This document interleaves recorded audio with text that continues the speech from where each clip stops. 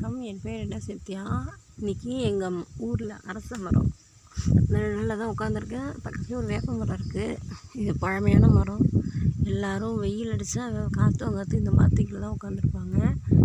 இந்த மரத்துக்கீழே ஒரு பிள்ளையார் கோயில் இருந்துச்சு.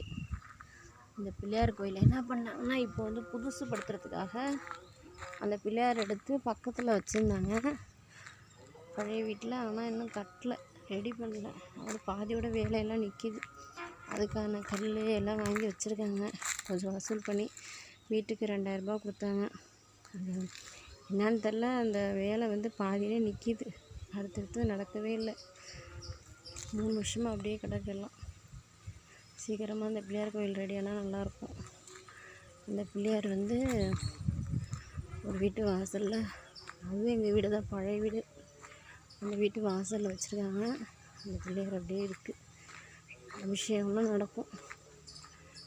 அதோட இந்த ஊர்லேயே எல்லாருக்கும் இந்த பிள்ளையார் ரொம்ப பிடிக்கும்.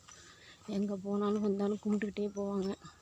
எனக்குமே எங்கேயாவது கிளம்புறதுக்கு முன்னாடி இந்த பிள்ளையாரை போய் கும்பிட்டுட்டு அப்படியே கிளம்புவோம்.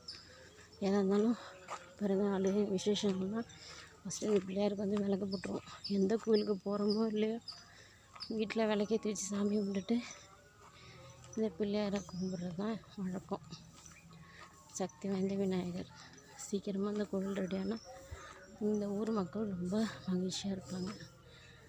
நன்றி, வணக்கம்.